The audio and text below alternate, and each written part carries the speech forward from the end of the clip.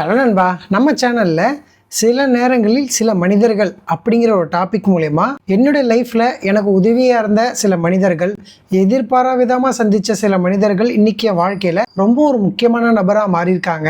அந்த மாதிரியான நபர்களை பற்றியும், சில மனிதர்கள் அந்த நேரத்தில் நமக்கு உதவி செஞ்சுட்டு அப்படியே போயிருப்பாங்க. அவங்க யாருன்னு கூட நமக்கு தெரியாது. ஆனால் அந்த சமயத்தில் அவங்க செஞ்ச உதவி நம்ம வாழ்க்கைக்கு மிகப்பெரிய ஒரு உந்துதலாக இருந்திருக்கும். அந்த மாதிரியான மனிதர்களை என் வாழ்க்கையில் நான் எத்தனை பேர் சந்தித்தேன், அந்த மனிதர்கள் மூலயமா என்னுடைய வாழ்க்கையில் என்ன மாற்றங்கள்லாம் நடந்தது, அவங்க எந்த மாதிரி உதவிகளை எனக்கு செஞ்சாங்க அப்படிங்கிறத உங்ககிட்ட ஷேர் பண்ணிக்க போகிறேன். இந்த வீடியோ எதுக்காக அப்படின்னா, காலங்கள் போக போக சில முக்கியமான மனிதர்களை நம்ம மறந்து போயிடுறோம். எனக்குமே அந்த மாதிரி பல டைம் நடந்திருக்கு. அப்போ தான் எனக்கு இந்த யோசனை வந்தது, அட்லீஸ்ட் இப்போ ஞாபகம் இருக்கிற நபர்களையாவது நம்ம இந்த வீடியோ மூலிமா ஒரு நன்றி சொல்லிடணும் அப்படின்னு ஒரு யோசனை தான் நம்ம சேனலில் சில நேரங்களில் சில மனிதர்கள் அப்படிங்கிற ஒரு டாபிக் மூலிமா சில விஷயங்களை நம்ம பேச போகிறோம். அந்த மாதிரி நபர்களில் இன்றைக்கி இந்த வீடியோவில் நான் யாரை பற்றி பேச போகிறேன் அப்படின்னா, இவங்க தான் எனக்கு ஒரு புள்ளியார் சுழி போட்ட நபர் அப்படின்னு கூட சொல்லலாம். அந்தளவுக்கு ரொம்ப முக்கியமான ஆள். இவங்க யார் அப்படின்னா, என்னுடைய 3rd ஸ்டாண்டர்ட் டீச்சர். ஆக்சுவலாக நான் பிறந்தது நார்த் இந்தியாவில். எனக்கு ஹிந்தி தான் படிக்க தெரியும், ஹிந்தி தான் பேச தெரியும். என்னுடைய பூர்வீகம் தமிழ்நாடு தான். ஆனால் சில வேலைகளால் எங்கள் அம்மா அப்பா அங்கே இருந்ததால் நான் அங்கேயே பிறக்கிற ஒரு சூழ்நிலை உண்டாச்சு. அப்போ என்னை கூட்டிகிட்டு தமிழ்நாட்டில் சேர்த்தாங்க. என்னை டேரெக்டாக 3rd ஸ்டாண்டர்ட்லேயே சேர்த்தாங்க. அப்போ எனக்கு தமிழே பேச தெரியவே தெரியாது, தமிழ் படிக்க தெரியாது. யாராவது என்கிட்ட தமிழில் ரொம்ப நேரம் பேசினாலே நான் பயந்து அழுக ஆரம்பிச்சிடும். அந்தளவுக்கு எனக்கு தமிழ்னாலே அவ்வளோ பயமாக இருந்தது. ஸோ அந்த மாதிரி சமயங்களில் ஸ்கூலில் போட்டுட்டாங்க. அதுவும் என்னை ஹாஸ்டலில் போட்டாங்க. யாருக்குமே தெரியாமல் பாத்ரூமில் உட்காந்து அழுது, தூங்கும் போதுலாம் அழுகுறதுன்னு சொல்லிட்டு ரொம்ப கஷ்டமாக இருந்தது. எனக்கு எதுவுமே தெரியாது. துணி துவைக்க தெரியாது, நம்மளோட திங்ஸை கரெக்டாக அரேஞ்ச் பண்ணி வச்சுக்கணும், இல்லைனா அதுக்கு வார்டன் அடிப்பார். சில பசங்க என் திங்ஸ்லாம் திருடிடுவாங்க. அதை போய் கம்ப்ளைண்ட் பண்ண கூட எனக்கு பயமாக இருக்கும். அந்தளவுக்கு எதை பார்த்தாலும் எனக்கு பயமாக இருக்கும். அந்த மாதிரியான சூழ்நிலையில் கிளாஸில் நான் என்ன பண்ணுவேன் அப்படின்னா, புக்கை திறந்து வச்சுட்டு ஒரு பேஜை அப்படியே பார்த்துக்கிட்டே தான் இருப்பேன். டீச்சர் கண்ணில் படவே கூடாதுன்னு சொல்லிட்டு பசங்க இப்படி முன்னாடி உட்காந்துருக்காங்கன்னா அவங்கள ஒளிஞ்சி அவங்க என்னை மறைச்ச மாதிரியான பின்னாடி தான் நான் உட்காந்துருப்பேன். அந்தளவுக்கு எனக்கு எது தொட்டாலும் பயமாகவே இருக்கும். ஏன்னா எனக்கு தமிழ் புரிஞ்சிக்க முடியாது, எதுவுமே தெரியாது அப்படிங்கிற ஒரு பயம் இருந்துகிட்டே இருக்கும். அந்த டீச்சர் ரொம்ப நாளாகவே இதை வாட்ச் பண்ணிகிட்டே இருந்திருக்காங்க. எனக்கு எது தெரியவே தெரியாது. அப்படியே போயிட்டே இருந்தது. கிட்டத்தட்ட அந்த 3rd ஸ்டாண்டர்ட் முடிய போகுது. ஒரு நாள் சடனாக என் பேரை சொல்லி, மணிகண்டன் நீங்கள் வா அப்படின்ட்டாங்க. எனக்கு ஒரு மாதிரி போகிறப்பே அழுக வந்துருச்சு. அவங்க பயங்கரமாக அதட்டி என்னை திட்டி உட்கார வச்சு, நீ என்னடா பண்ணிக்கிட்டு இருக்க, தினமும் நானும் பார்க்குறேன், உட்கார போகிறேன்னு சொல்லிட்டு என்னை படித்து காட்ட சொல்லிட்டாங்க. எனக்கு ஆக்கானிச்சா கூட தெரியாது. எனக்கா பயம் தாங்க முடியாமல் அழுகிறேன், தேம்பல் எடுத்து அழுகிறேன். எங்கள் ஊர் பசங்க என் கூட படிச்சிருந்தாங்க. ஆனால் அவங்க அப்போ 6th ஸ்டாண்டர்டில் இருந்தாங்க. அவங்களெல்லாம் கூட்டிகிட்டு என்னை சமாதானப்படுத்துகிறாங்க. ஆனால் அவங்க என்னை விடவே இல்லை. அன்றைக்கி ஃபுல்லாக பயங்கரமாக என்னை விரட்டினாங்க, திட்டினாங்க. 3rd ஸ்டாண்டர்ட் அப்படியே போயிடுச்சு. அதாவது அந்த டீச்சர் 1லேருந்து 5th வரைக்கும் அந்த டீச்சர் தான் எல்லாரையும் பார்ப்பாங்க. ஸோ அடுத்த வருஷம் நான் 4வதும் அங்கேயே தான் போக வேண்டிய நிலைமை எனக்கு வந்துருச்சு.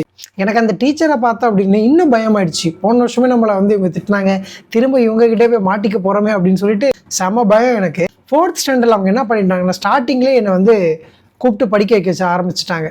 எனக்கு எதுவுமே தெரியாது. ஆனால் அவங்க பயங்கரமாக என்னை திட்டினாங்க. இந்த ஸ்கேலை வச்சு இந்த முட்டியில் தான் அடிப்பாங்க. பேனா ஒரு பேனாவை நடுவில் வச்சு அழுத்துவாங்க. பயங்கரமாக வலி உயிரே போகும். எனக்கு அந்த டீச்சரை பார்த்தாலே பயமாயிடும். அவங்களே என்னை பிடிவாதமாக விடுற பாடு இல்லை.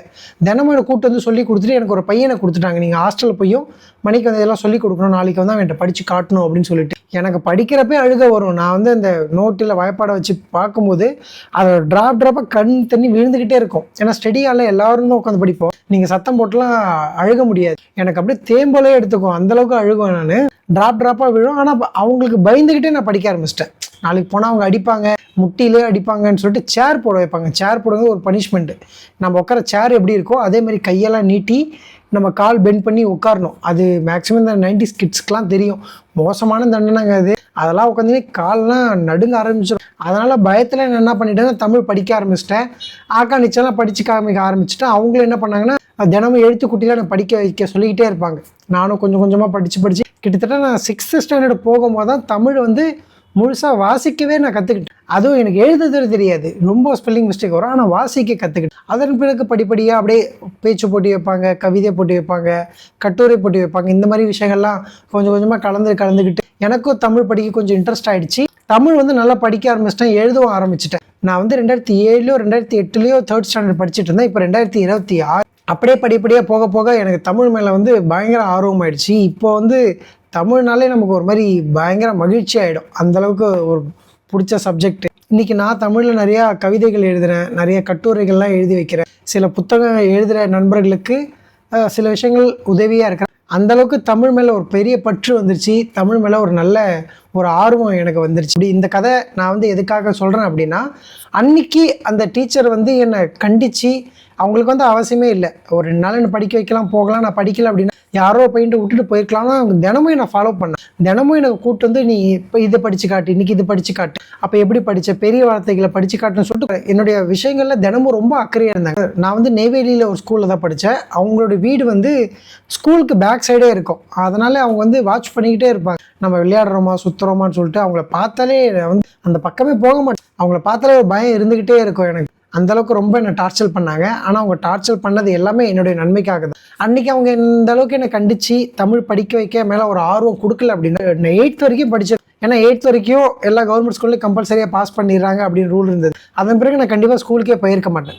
எனக்கு தமிழ் படிக்க தெரியல, அது மேலே ஒரு ஆர்வம் வரல அப்படின்னு. அவங்க வந்து ஒரு வேளை என்னை பார்த்து புரிஞ்சுக்கிட்டாங்களா இல்லை என்ன விஷயம்னு தெரியல, என் மேலே தனியாக அக்கறை எடுத்துகிட்டு என்னை தினமும் நல்லா படிக்க வச்சு எனக்கு வந்து தமிழ் நல்லாவே சொல்லி கொடுத்தாங்க.